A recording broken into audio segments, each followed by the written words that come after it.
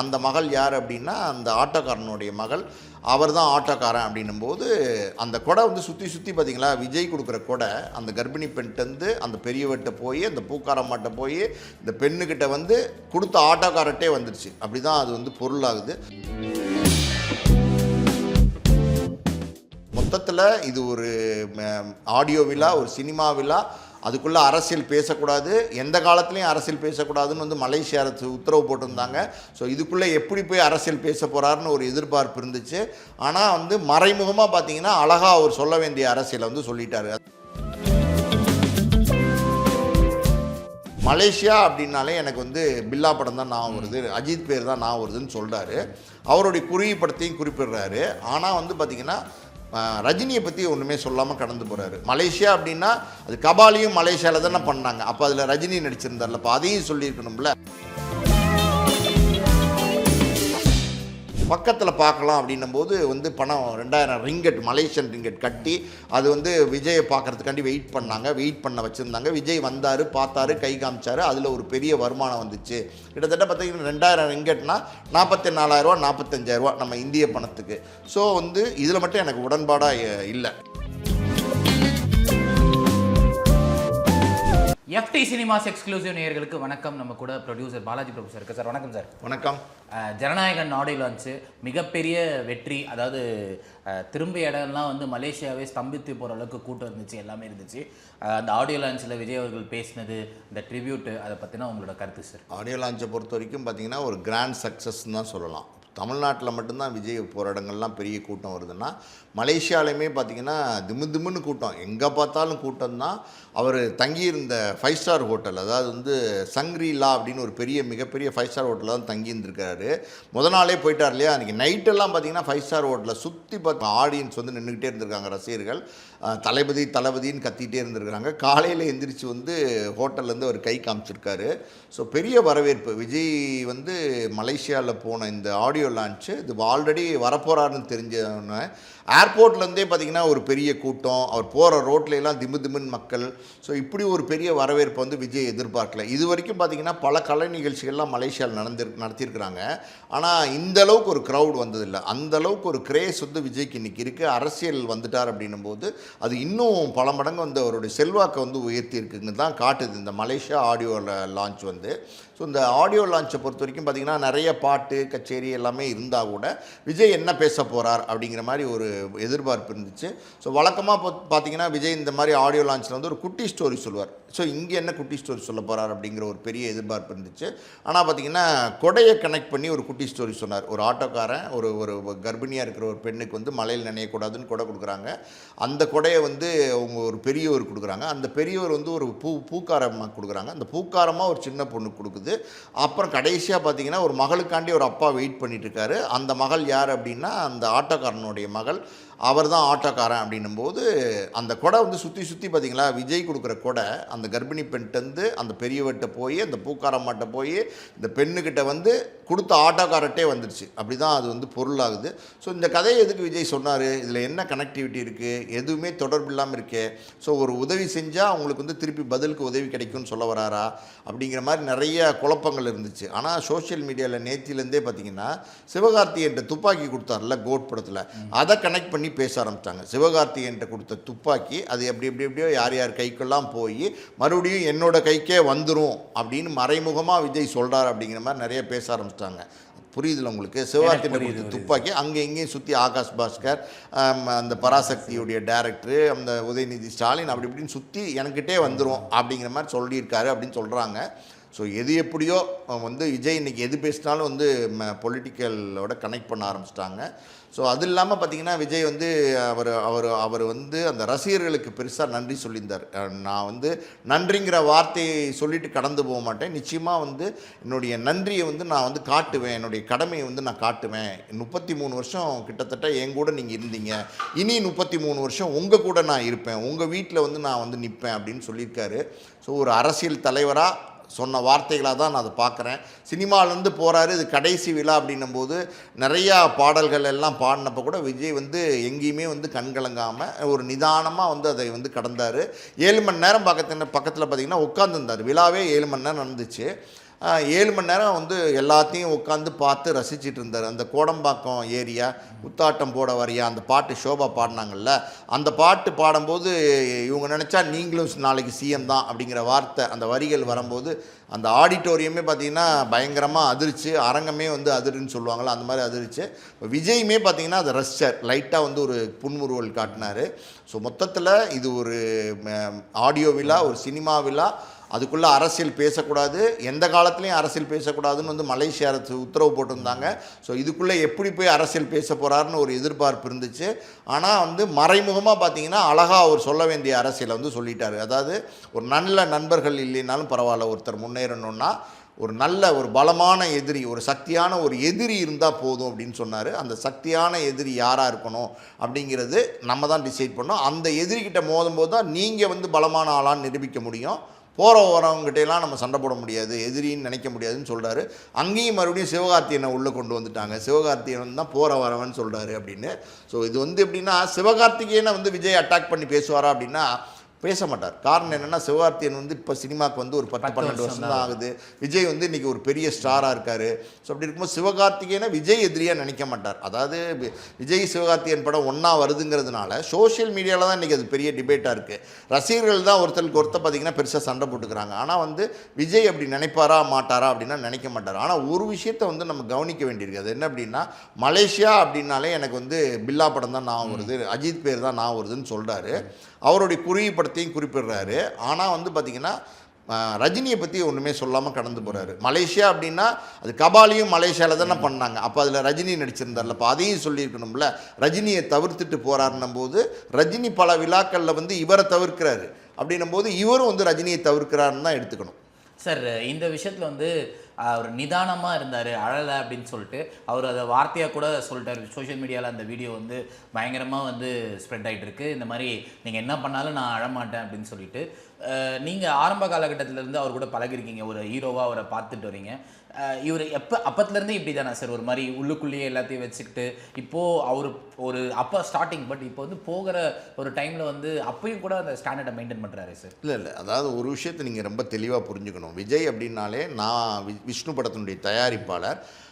விஜயோட நான் வந்து கிட்டத்தட்ட தொடர்ந்து ஒரு ஆண்டு பணியாற்றியிருக்கிறேன். அப்போ வந்து பார்த்திங்கன்னா விஜய் வந்து சைலண்ட்டாக தான் இருப்பார், ரொம்ப சைலண்ட்டாக இருப்பார், ரொம்ப மௌனமாக இருப்பார், யாரோடையும் பெருசாக பேச மாட்டார், தனியாக தான் உட்காந்துருப்பார். 1-2 ஃப்ரெண்ட்ஸ் விஜய்க்கு இருக்காங்க, இந்த சஞ்சீவெலாம் இருக்காங்க பார்த்திங்களா, அப்போவே வந்து விஜயை பார்க்கறதுக்கு வருவாங்க. அவங்களோட சிரித்து பேசுவாரே தவிர யூனிட்டோட வந்து பெருசாக வந்து இன்ட்ராக்ட் பண்ண மாட்டார். இது அப்படி தான் அவருடைய இயல்பே அப்படி தான் இருக்குது. அப்படி தான் வந்து பல நேரங்களில் வந்து விஜய் பார்த்தவங்க, இயக்குனவங்க, தயாரிப்பாளர், விஜயோட சேர்ந்து நடித்த நடிகர்கள், நடிகைகள் எல்லாருமே சொல்லியிருக்காங்க. அங்கே வந்து ஆடியோ வெளியீடுன்னும் போது அங்கேயுமே விஜய் வந்து மௌனமாக இருந்தார், ரொம்ப வந்து ஒரு மெச்சூர்டாக தான் பிஹேவ் பண்ணார். 7 மணி நேரம் கூட்டத்தில் உட்காந்துருந்தார். அங்கே கூட ஒரு விமர்சனம் முன்னாடி விஜய் மேலே சொல்லப்பட்டது. அது என்ன அப்படின்னா 7 மணி நேரம் 6 மணி நேரம் வந்து ஒரு பிரச்சார கூட்டம் நடக்கும். அது முழுசாக வந்து கடைசி ஆள் வரைக்கும் பேசிட்டு போகிற வரைக்கும் அந்த தலைவன் அங்கே உட்காந்துருக்கணும். விஜய்க்கு அந்த பக்குவமெல்லாம் இருக்கா, அந்த மாதிரி பொறுமையெல்லாம் இருக்கான்னு சொல்லியிருந்தாங்க. 7 மணி நேரம் இந்த விழாவை உட்காந்து ரசிச்சுட்டு இருந்தார். 7 மணி நேரம் இங்கே ஒரே இடத்துல இருந்தாருன்னும் போது ஸோ அந்த தகுதியும் விஜய்க்கு வந்துருச்சுன்னு தான் நான் பார்க்குறேன். ஆனால் ஒரு விஷயம் வந்து நான் விஜய்கிட்ட குறையாக பார்க்குறேன் இந்த ஆடியோ வெளியீட்டு விழாவை பொறுத்த வரைக்கும். அது என்ன அப்படின்னா அவர் தங்கியிருந்த ஹோட்டல் 5 ஸ்டார் ஹோட்டல் இருக்கு இல்லையா, அதாவது வந்து சங்க்ரி லான்னு சொல்கிறாங்க. அந்த ஹோட்டல் மிகப்பெரிய ஒரு பெரிய 5 ஸ்டார் ஹோட்டல். அந்த ஹோட்டலில் விஜய் வந்து ஏர்போர்ட்லேருந்து இறங்கி வந்தார் இல்லையா, உள்ளே வரும்போது அவரை பார்க்குறதுக்கு ஒரு 2000 பேர்கிட்ட வந்து 2000 ரூபா வந்து ரிங்கெட்டு, மலேசியன் ரிங்கெட்டு காசு வாங்கிட்டு உட்கார வச்சுருந்தாங்க. அவர் வந்து உள்ளே வந்ததுக்கப்புறம் அவங்களையெல்லாம் பார்த்து கை காமிச்சார். அதாவது வந்து ஒரு நெருக்கத்தில் பார்க்கலாம்ல, ஒரு 90,000 பேர் இருக்கிற ஸ்டேடியத்தில் எல்லோரும் விஜய் பார்த்தாங்க, அது வேறு விஷயம். ஆனால் ஒரு 2000 பேர் இருக்கிற ஒரு சின்ன கூட்டத்தில் பக்கத்தில் பார்க்கலாம் அப்படின்னும் போது வந்து பணம் 2000 ரிங்கெட், மலேசியன் ரிங்கெட் கட்டி அது வந்து விஜயை பார்க்குறதுக்காண்டி வெயிட் பண்ண வச்சுருந்தாங்க. விஜய் வந்தார், பார்த்தாரு, கை காமிச்சார். அதில் ஒரு பெரிய வருமானம் வந்துச்சு. கிட்டத்தட்ட பார்த்தீங்கன்னா 2000 ரிங்கெட்னா 44,000 ரூபா 45,000 ரூபா நம்ம இந்திய பணத்துக்கு. ஸோ வந்து இதில் மட்டும் எனக்கு உடன்பாடாக இல்லை. காரணம் என்னன்னா அவர் ஒரு நடிகர், அன்றைக்கி வந்து ஒரு அரசியலுக்கு வந்திருக்கார், ஒரு அரசியல் தலைவராக மாறிட்டார். அவர் ஏன் அரசியலுக்கு வந்திருக்கார் அப்படின்னா மக்களுக்கு பொதுப்பணி செய்கிறதுக்கு தான் அரசியலுக்கு வந்திருக்காரு. அப்படி இருக்கும்போது ஒரு நீங்கள் பாருங்களேன், விஜய் வந்து எவ்வளோ பெரிய ஸ்டாராக வேணால் இருக்கட்டும், எவ்வளோ பெரிய நடிகராக வேணால் இருக்கட்டும், ஆனால் நம்மளை மாதிரி ஒரு சாதாரண நடிகர் தான், உங்களையும் என்னை மாதிரி தான் விஜய். அந்த ஒரு விஷயத்தில் மனித குலத்தில் வந்து பார்த்திங்கன்னா ஒரு மனிதனை பார்ப்பதற்கு இன்னொரு மனித மனிதனிடம் வந்து 2000 ரிங்கெட் வந்து காசு பெறுவது என்பது எனக்கு உடன்பாடாக தெரியல. விஜயை பார்க்குறதுக்கு எதுக்கு 2000 ரிங்கெட்டு? அங்கே வந்து அந்த ஆடியோ ரிலீஸ்க்கு வந்து டிக்கெட் போட்டிருந்தாங்க. அதுக்கு காரணம் என்ன அப்படின்னா, அது ஒரு கமர்ஷியல் விழாவாக நடந்துச்சு, டிக்கெட் போட்டிருந்தாங்க. சுற்றி கேன்டீனுக்கெலாம் லீஸ் கூட்டிருந்தாங்க. அது வந்து பார்த்திங்கன்னா அவங்க வந்து ஒரு கமர்ஷியல் நோக்கத்தில் வந்திருந்தாங்க, அதில் காசு வாங்கினாங்க. பல நேரங்களில் பார்த்தீங்கன்னா இந்த மாதிரி வெளிநாடு நடக்கிற கலை நிகழ்ச்சிகளில் நடிகர்கள் போய் வந்து ஷோஸ் பண்ணுவாங்க, காமெடி பண்ணுவாங்க, அங்கே உட்காந்துருக்க ஆடியன்ஸை வந்து ஜனரஞ்சகமாக சிரிக்க வைப்பாங்க, சந்தோஷப்படுத்துவாங்க, அதுக்கு டிக்கெட் போட்டு விற்பாங்க. இப்போ அனிருத், ஏஆர் ரஹ்மான் மாதிரி பிரபலமான இசையமைப்பாளர்லாம் கான்சர்ட் பண்ணுவாங்க, அங்கே போய் ஒரு 30-40 பாடல்கள் பாடுவாங்க, அதை ரசிகர்கள் வந்து கொண்டாடுவாங்க, அதுக்கு காசு கொடுத்து டிக்கெட் போடுவாங்க. இதெல்லாம் எதுவுமே இல்லாமல் விஜயை பார்க்குறதுக்கு 2000 ரிங்கெட்டு 45,000 ஒருத்தர் கட்டி பார்க்க வைக்கணும் அப்படின்னா, ஒரு மனிதர் இன்னொரு மனிதரை பார்க்குறதுக்கு 45,000 கட்டி பார்க்கணுமா? இது வந்து எனக்கு வந்து உடன்பாடே கிடையாது. இது விஜய்க்கு தெரியாமலாம் நடந்திருக்கிறதுக்கு வாய்ப்பே இல்லை. எப்படி தெரிஞ்சு இதை வந்து சம்மதிச்சார் விஜய் அப்படிங்கிறது ஒரு பெரிய கேள்வியாக இருக்குது. இதெல்லாம் வந்து ஒரு அரசியல் தலைவருக்கு அழகில்லைன்னு நான் நினைக்கிறேன். இன்னொரு பக்கம் பார்த்தீங்கன்னா அந்த விழாவில் பார்த்தீங்கன்னா அட்லி, அப்புறம் பார்த்தீங்கன்னா நம்ம லோகேஷ், நெல்சன் 3 பேர் மட்டும்தான் அழைக்கப்பட்டிருந்தாங்க, அங்கே வந்திருந்தாங்க. நான் கேட்குறேன், இவங்க 3 பேர் மட்டும்தான் விஜய்க்கு வெற்றி படங்கள் கொடுத்த இயக்குநர்களா? 69 படத்தில் வந்து வேற இயக்குநர்களே இல்லையா? ஒரு விக்ரமன் இல்லையா? ஒரு பாசில் இல்லையா? இல்லை ஒரு பேரரசு இல்லையா? இல்லை வந்து ஒரு ரமணான்னு ஒரு இயக்குனர், அந்த படம் அவங்க கொடுத்த இயக்குனர் இல்லையா? இல்லை வந்து ஒரு தரணி கில்லி கொடுத்த இயக்குனர் இல்லையா? இன்னும் பல இயக்குனர்கள் வந்து விஜய்க்கு நிறைய வெற்றி படங்கள்லாம் கொடுத்துருக்காங்க. அவங்களெல்லாம் ஏன் அழைக்கலை? அப்போ இந்த 3 பேரை மட்டும் அழைச்சிருக்கீங்கன்னா என்ன நோக்கம்? கமர்ஷியலாக நீங்கள் பண்ணுறீங்களா அந்த விழாவை? 3 பேர் இது வந்து எனக்கு தெரிஞ்சு இதெல்லாம் வந்து எனக்கு உடன்பாடே கிடையாது. எல்லாரையும் அழைச்சிருக்கணும், அழைக்க முடியாது. சரி, பரவாயில்ல. அப்போ முக்கியமான வெற்றி படங்கள் உங்களுடைய வாழ்க்கையில் திருப்பு முனையாக அமைஞ்ச படங்களில் இயக்குனர்களுக்கு அழைப்பு கொடுத்துருக்கணுமா இல்லையா? அது செய்யலை. அதுக்கப்புறம் பார்த்தீங்கன்னா ஆரம்ப காலத்தில் அவங்க அப்பா வந்து நாளைய தீர்ப்பு, செந்தூர பாண்டி, ரசிகன், தேவா இதெல்லாம் எடுத்தால் கூட அதுக்கு அடுத்து வந்து அவரை வச்சு படம் எடுக்கிறதுக்கு தயாரிப்பாளர்கள் வந்தாங்க. முதலில் அவரை புக் பண்ண தயாரிப்பாளர் நான் தான், வெளிப்படையாக சொல்கிறேன். விஷ்ணு படத்தினுடைய தயாரிப்பாளர் ஒரு அவுட் சைட் பேனர், வெளி தயாரிப்பு நிறுவனத்தில் விஜய் சம்பளம் வாங்கிட்டு நடித்தது விஷ்ணு படத்தில் தான். ஸோ அந்த காலகட்டங்களில் பார்த்தீங்கன்னா ராஜாவின் பார்வையிலேன்னு ஒரு படம், அந்த படத்தினுடைய தயாரிப்பாளர் சவுந்தர். அதுக்கப்புறம் பார்த்தீங்கன்னா வந்து எம்ஆர்னு ஒரு தயாரிப்பாளர் வசந்த வாசலிலே. அதுக்கப்புறம் பார்த்தீங்கன்னா சந்திரலேகான்னு ஒரு படம், நம்பிராஜ்னு ஒருத்தர். அப்புறம் பார்த்தீங்கன்னா மாண்புமிகு மாணவன், கோயம்புத்தூர் மாப்பிள்ளை அப்படின்னு ஒரு செட் ஆஃப் படங்கள் அப்போ வந்துச்சு. அந்த தயாரிப்பாளர்கள்லாம் தான் விஜயை வளர்த்து விட்டாங்க. அந்த தயாரிப்பாளர்கள் தான் விஜயை அடுத்தபடி கொண்டு போனாங்க. அப்புறம் பார்த்தீங்கன்னா விஜய்க்கு வந்து பெரிய பெரிய படங்கள் எடுத்த ஆர்பி சௌத்ரி, பூவே உனக்காக ஆர்பி சௌத்ரி கொடுத்தார்ல, துல்லாத மனமும் கொடுத்தார்ல, ஜில்லா வரைக்கும் பெரிய படங்கள் கொடுத்தார்ல, அவருக்கு நீங்கள் மரியாதை கொடுத்தீங்களா? அதுக்கப்புறம் வந்து நீங்கள் தானுக்கு மரியாதை கொடுத்தீங்களா? இல்லை வந்து ஏஎம் ரத்னத்துக்கு கொடுத்தீங்களா? ஆஸ்கார் ஃபிலிம்ஸ் ரவிச்சந்திரன் கொடுத்தீங்களா? ஸோ இதெல்லாம் வந்து நான் வந்து விஜய் கிட்ட வருத்தமாக நினைக்கிறேன். இதெல்லாம் வந்து விஜய் வந்து செஞ்சுருக்கணும். முக்கியமான இவங்களையெல்லாம் கூட்டிகிட்டு போய் மரியாதை பண்ணியிருக்கணும். சரி, பரவாயில்ல, எல்லாரையும் கூட்டிகிட்டு போக முடியாது, எல்லாருக்கும் மரியாதை பண்ண முடியாது. ஒரு விழான்னும் போது பல நேரங்களில் பல சங்கடங்கள், சிக்கல்கள் இருக்கும். நான் அதெல்லாம் ஓகே, அதையும் நம்ம கடந்துட்டா கூட நான் என்ன கேட்குறேன்னா, அந்த மேடை என்பது உங்களுடைய சினிமா கடைசி மேடை. சினிமா விழாவில் நீங்கள் வந்து இன்னையிலேருந்து விடைபெறுறேன்னு சொல்கிற ஒரு ஃபேர்வெல் மாதிரி தான் இருக்குது. அவரே வந்து நான் இனிமேல் வந்து படம் நடிக்க போகிறதில்ல, என்னை கடைசி படம்னு அவர் சொல்லிட்டார். அப்படி இருக்கும்போது விஜய் வந்து அவரை வைத்து படம் எடுத்த தயாரிப்பாளர்கள், 69 படத்தினுடைய தயாரிப்பாளர்கள், 69 படத்தினுடைய இயக்குநர்கள், அவருக்கு ஆரம்ப காலத்தில் வந்து இப்போ அவரை பற்றின ஸ்டோரிஸ் எழுதினவங்க, கவர் ஸ்டோரிஸ் போட்டவங்க, அட்டப்படங்களில் படம் போட்டவங்க, பத்திரிகையாளர்கள், எத்தனை ஊடகங்கள் இருக்குது. விஜய் ஊடகங்கள் இல்லாமல் வளர்ந்துட்டாரா? தயாரிப்பாளர்கள் இல்லாமல் வளர்ந்துட்டாரா? இயக்குநர்கள் இல்லாமல் வளர்ந்துட்டாரா?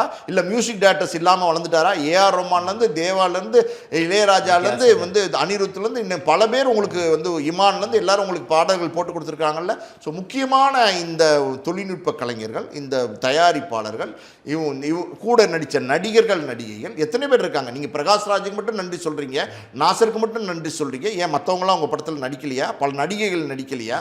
ஆரம்ப காலத்தில் விஜய் படம் ஓடும், ரசிகன் ஓடிச்சு, விஷ்ணு ஓடிச்சு அப்படின்னா அதுக்கு சங்கவி ஒரு காரணமாக இருந்தாங்க. சங்கவி விஜய் அந்த காம்பினேஷன், அந்த பேர்.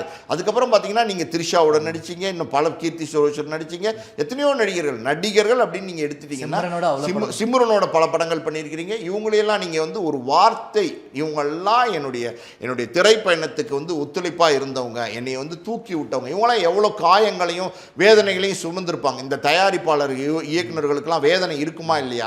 அவங்கெல்லாம் தோளில் தூக்கி, அவங்க தோல் வலிக்கிற அளவுக்கு தூக்கி உங்களை உயர்த்தி விட்டுருக்காங்க. அப்படி இருக்கும்போது அவங்களுக்கு ஒரு நன்றி சொல்லியிருக்கலாமா கூடாதா? ஏன் சொல்லலை? அப்போ தலைவனுக்கான பண்பு இன்னும் விஜய்க்கு வரலைன்னு தான் நான் பார்க்குறேன். இந்த விஷயம் வந்து ரொம்ப வருந்தக்கூடிய விஷயம். நான் அது வன்மையாக கண்டிக்கிறேன். விஜய் வந்து இவங்களுக்கு யாருக்குமே நன்றி சொல்லாமல் கடந்து போனதை நான் வன்மையாக கண்டிக்கிறேன். சார், மலேசியாவிலேருந்து அவர் சென்னை வந்தார். அங்கே மலேசியா க்ரௌடெல்லாம் ஒரு அவ்வளோ க்ரௌடு கூட அவ்வளோ அழகாக வந்து இது பண்ணாங்க ஆடியோ லான்ச்சில். இங்கே வந்து இறங்கினோடனே தள்ளு முள்ளு, அவரே கீழே தள்ளப்பட்டு இது பண்ணி மறுபடியும் ஒரு கார் போன இடத்துல ஒரு ஆக்சிடென்ட் ஆகி இவ்வளோ விஷயங்கள் நடக்குது. இன்னமும் இங்கே இருக்கிற மக்கள் அவரை வந்து ஒரு ஹீரோவாகவே பார்க்குறாங்களா? தலைவராக பார்க்க மாட்டாங்களா சார்? ஒரு ஹீரோவை தான் நம்ம போய் நெருங்கி பார்க்கணும்னு நினைக்கிறாரு. இவர் தலைவராக தானே சார் ஆகணும்னு நினைக்கிறாரு? இல்லை தலைவர் ஹீரோ. இவர் வந்து இந்த தலைவராக எப்படி வந்திருக்காரு? சினிமா ஹீரோலேருந்து தானே வந்திருக்காரு. சினிமா பிரபலம், சினிமா ஸ்டார் விஜய்ங்கிற ஒரு பேரோட தானே வந்து தலைவராக வந்திருக்காரு. இன்றைக்கி அரசியல் எதை வச்சு ஆரம்பிச்சிருக்காரு? அதாவது இது வரைக்கும் வந்து 69 படங்கள் நடிக்காத ஒரு விஜய் வந்து அரசியல் ஆரம்பித்தா இவ்வளோ பெரிய வெற்றிகள் கிடைக்குமா? அப்போ இந்த வெற்றிகள் கிடைக்கிறதுக்கு எது காரணமாக இருந்துச்சு? சினிமா தானே பின்புலமாக இருந்துச்சு, சினிமா தானே காரணமாக இருந்துச்சு. அப்படி இருக்கும்போது சினிமா நடிகர் விஜய்க்கு கிடைச்ச ஒரு மரியாதை தான், சினிமா நடிகர் விஜய்க்கு கிடைச்ச ஒரு புகழ் தான். இங்கே என்னென்னா மலேசியாவில் அவ்வளோ பாதுகாப்பாக பண்ணாங்க, இங்கே பண்ண முடியல அப்படிலாம் கிடையாது. இங்கே வந்து எல்லா விதமான பாதுகாப்பும் நம்ம அரசாங்கம் வந்து கொடுத்துக்கிட்டு தான் இருக்குது. கரூர் சம்பவத்தையே நான் சொல்கிறேனே, 41 பேர் இறந்தாங்க. நீங்கள் ஒரு கூட்டத்துக்குள்ளே தானே இருந்தீங்க, உங்கள் கேரவனில் ஒரு கூட்டத்துக்குள்ளே தானே நீங்கள் நின்றுக்கிட்டு இருந்தீங்க. நீங்கள் நிற்கும் போதே அங்கே மரணங்கள் நடக்க ஆரம்பிச்சிருச்சு இல்லை? அப்போ அந்த கூட்டம், அவ்வளோ பெரிய கூட்டத்திலேருந்து உங்கள் கேரவன் எப்படி வெளியில் போச்சு? அப்போ பாதுகாப்பு கொடுக்காம உங்களுக்கு உரிய வந்து பாதுகாப்பு கொடுக்காம அந்த கேரவன் அந்த கூட்டத்தை விட்டு வெளியில் போயிட முடியுமா? ஸோ அதெல்லாம் வந்து தப்பான விமர்சனம். அவங்களுக்கு வந்து நம்ம அரசாங்கம் வந்து சரியான பாதுகாப்பு தான் கொடுக்குறாங்க. இது இல்லாமல் மத்திய அரசினுடைய பாதுகாப்பு அவருக்கு இருக்குது, கூட பவுன்சர்ஸ் இருக்காங்க, கூட பல பேர் வந்து விஜய் இருக்காங்க. ஸோ இன்றைக்கி சென்னையில் நடந்த தள்ளுமுள்ளு ஒரு எப்படி சொல்கிறது, ஒரு சினிமா நடிகனை இவ்வளோ கவர்ச்சியாக பார்க்குறாங்க நம்ம மக்கள். என்ன செய்ய முடியும்? நம்ம எவ்வளோதான் சொன்னாலும் சினிமா நடிகனை, சினிமா கவர்ச்சின்னு ஒன்று இருக்குது பார்த்தீங்களா, அது இருக்கத்தான் செய்யுது. அந்த கவர்ச்சி தான் இன்றைக்கி இவ்வளோ பெரிய இடத்துக்கு அவர் கொண்டு வந்திருக்கு. ஸோ அந்த கவர்ச்சி தான் இந்த தள்ளுமுள்ளுக்கு காரணம். அந்த கவர்ச்சியில் தான் அவர் வந்து கீழே விழுந்துட்டார். நான் சொன்னேன்ல, சூப்பர் ஸ்டாராக இருந்தாலும் அவனும் மனுஷன் தான். அதனால் வந்து இது யதார்த்தமாக கீழே விழுகிறதெல்லாம் ஒரு சாதாரணமான விஷயந்தான். சினிமா மேலே இருக்கிற கவர்ச்சி குறைஞ்சா அதெல்லாம் குறையும். சார், இப்போ பகவந்த் கேசரி படத்தோட ரீமேக் தான், அஃபிஷியல் ரீமேக் தான் இந்த படம் தெரிஞ்சு போச்சு. பட் நேற்று யஷ்வந்த் அவர்கள் பேசும்போது அது யாருக்கு பதில் சொன்னாருன்னு தெரியல. இது வந்து இது ரீமேக் படம், இப்படி இருக்கும் அப்படி இருக்கும்னு நினச்சிடாதீங்க, இது தளபதி படம் அப்படின்றாரு. நிறைய மாறுதல்கள் பண்ணியிருக்காங்களா சார்? இல்லை வந்து பராசக்தின்ற ஒரு பெரிய படம் எதிரில் வருது அப்படின்றதுக்காக ஒரு ஹைப் இருக்கணுன்றதுக்காக இதை பேசுகிறாங்களா? இல்லை நீங்கள் அப்படிலாம் பார்க்க முடியாது. வினோத் வந்து பேசுனது சரி. அவர் அந்த படத்தினுடைய இயக்குனர், அந்த படத்தினுடைய விழாவில் வந்து அவருடைய படத்தை பற்றி நல்லா பேசியிருக்கார், ப்ரொமோஷன் பண்ணியிருக்காரு. அவர் எடுத்த படத்தை அவரே நல்லா இல்லைன்னு சொல்ல முடியுமா? அவர் எடுத்த படத்தை அவர் நல்லா இருக்குன்னு சொல்லியிருக்காரு. இன்னொரு பக்கம் நான் கேள்விப்பட்ட விஷயம் என்னன்னா, படம் ரொம்ப நல்லா இருக்குது. அதாவது விஜயினுடைய படம் தமிழ் சினிமாவில் நடிகர் விஜய் அப்படின்னா எந்த விமர்சனமே பண்ண முடியாது. அந்தளவுக்கு வந்து ஒரு டாப் ஸ்டாராக இருக்கார். இன்றைக்கி வந்து வியாபாரத்துலேயும் சரி, சம்பளத்துலேயும் சரி, ரசிகர் கூட்டத்துலேயும் சரி, ஓப்பனிங்லேயும் சரி, கலெக்ஷன்லேயும் சரி, எல்லாத்துலேயுமே விஜய் வந்து டாப்பாக தான் இருக்கார். அதில் மாற்று கருத்தே கிடையாது. விஜயினுடைய படம் இது கடைசி படம்னும் போது அவங்க திட்டமிட்டு தான் எடுத்திருக்காங்க. இந்த படம் நிச்சயமாக வந்து மிகப்பெரிய வெற்றி படமாக ஆகணும் அப்படிங்கிற அழுத்தம் அவங்களுக்கு இருக்குது. இது தோத்துச்சுன்னா விஜயனுடைய அரசியல்லையும் இது பாதிக்கும் அப்படிங்கிறதுனால இது நிச்சயமாக வெற்றி அடையணும் அப்படிங்கிற ஒரு அழுத்தத்தோடு எடுத்த படம்னால நிச்சயமாக அது வெற்றி படமாக அமையும். அது வந்து பகவந்த் கேசரியுடைய கதையை வச்சு எடுத்த படம் தான். அதில் எந்த மாற்று கருத்தும் கிடையாது. நீங்கள் ஒரு வார்த்தையை விஜய் சொன்னார் பார்த்தீங்களா, அதாவது இந்த மமிதா பைஜோ பற்றி பேசும்போது இது வரைக்கும் அவங்க டியூடாக இருந்தாங்க. இந்த படம் வந்துருச்சுன்னா எல்லார் வீட்டு பெண்ணாக, அதாவது டாக்டராக மாறுவாங்க, எல்லார் வீட்டு பெண்ணாக அவங்கள வந்து ரசிப்பாங்க அப்படின்னு சொன்னாங்கல்ல. அதுலேருந்தே தெரியுது பகவந்த் கேசரியோட கதை தான். அது வந்து குட் டச் பேட் டச் அதை வச்சுன பற்றின ஒரு கதை தான்.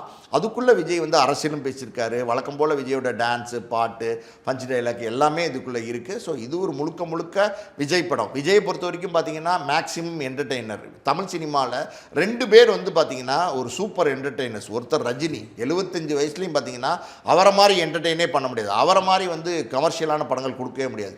அதே மாதிரி தான் விஜய் வந்து பார்த்திங்கன்னா ஒரு மேக்ஸிமம் என்டர்டெய்னர். அதனால் வந்து இந்த பகவந்த் கேசரிங்கிற படம் தான் இதில் எடுத்தாலும் இந்த ஜனநாயகன் படம் வந்து வித்தியாசமான படமாக இருக்கும். இது வந்து ரசிகர்களுக்கு ரொம்ப பிடிச்ச படமாக இருக்கும். இது ஒரு மாஸ் ஓப்பனிங்கோடு வருது. படம் நல்லா இருக்குன்னு தான் சொல்கிறாங்க. சென்சாரில் வந்து 64 இடங்களில் கட்ஸ் கொடுத்துருக்காங்க இந்த படத்துக்கு.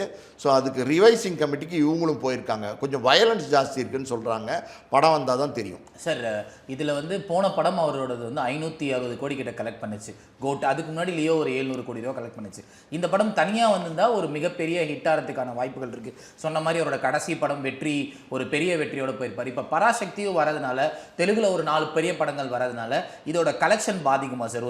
ஒரு 400 கோடி 500 கோடி தாண்டாது அப்படின்ற மாதிரி நிறைய ப்ரெடிக்ஷன்ஸ் இருக்கே சார். அதை தாண்டறதுக்கான வாய்ப்புகள் இருக்கா சார்? தெலுங்கில் வர படத்தை நம்ம விட்டுருவோம். தெலுங்கு மற்ற படங்கள்லாம் நம்ம பேச வேண்டாம். நம்ம தமிழ் மட்டும் பார்ப்போம். தமிழில் இந்த படம் வந்து 9ஆம் தேதி ரிலீஸ் ஆகி எந்த போட்டியுமே இல்லாமல் 2 வாரம் ஓடிச்சுன்னா 1000 தேட்டரில் நிச்சயமாக ஓடும். 1000 தேட்டரில் 2 வாரம் ஓடிச்சுன்னா அதனுடைய கலெக்ஷன் மிகப்பெரிய கலெக்ஷனாக இருக்கும். நான் சொல்கிறது தமிழ்நாட்டை மட்டும்தான் சொல்கிறேன்.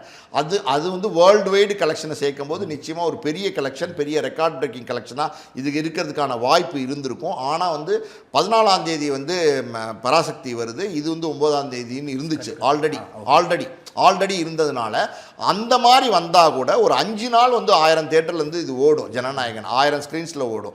5 நாள் 1000 ஸ்க்ரீன்ஸில் ஓடினா கூட இது மிகப்பெரிய கலெக்ஷனை எட்டுறதுக்கு வாய்ப்பு இருக்குது. ஆனால் இன்றைக்கி என்ன நிலைமை அப்படின்னா, இது 9ஆம் தேதி, அது 10ஆம் தேதி வரதுனால ஒரே ஒரு நாள் தான், ஒரு நாள் மட்டும்தான் அது 1000 ஸ்க்ரீன்ஸில் ஓடும்.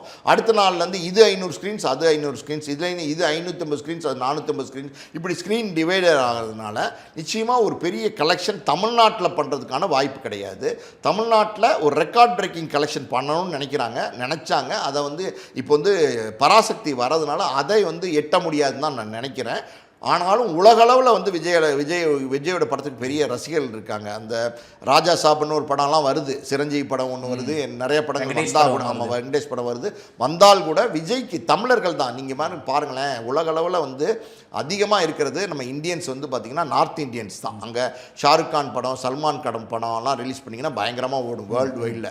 ஆனால் வந்து தமிழர்கள் நிறையா இருக்காங்க. இப்போ வந்து தமிழர்கள் எல்லா பக்கமும் பரவி கிடக்கிறாங்க. அதனால் வந்து தமிழ் படங்களுக்கு உலகளவில் பெரிய வரவேற்பு இருக்குது. அமெரிக்காவாக இருக்கட்டும், யூகேவாக இருக்கட்டும், இல்லை ஆஸ்திரேலியாவாக இருக்கட்டும், எல்லா பக்கமுமே மலேசியாவாகட்டும், எல்லாமே பெரிய வரவேற்பு இருக்கிறதுனால கலெக்ஷன் நிச்சயமாக நல்லாயிருக்கும் சார். அதில் வந்து எந்த சந்தேகமும் கிடையாது. படம் வந்து நல்லா இருக்குன்னு சொல்கிறாங்க. ஆனால் ஒரே ஒரு விஷயம் என்னென்னா, தமிழ்நாட்டில் அவங்க நினைக்கிற கலெக்ஷனை எட்ட முடியுமா, எட்ட முடியாதுன்னா எட்ட முடியாதுங்கிறது தான் என்னுடைய பார்வையாக இருக்குது சார். ரொம்ப நன்றி சார். நிறைய விஷயங்களை பேசியிருக்கோம். மக்கள் என்ன சொல்கிறாங்கன்னு பார்ப்போம் சார். நன்றி சார். நன்றி.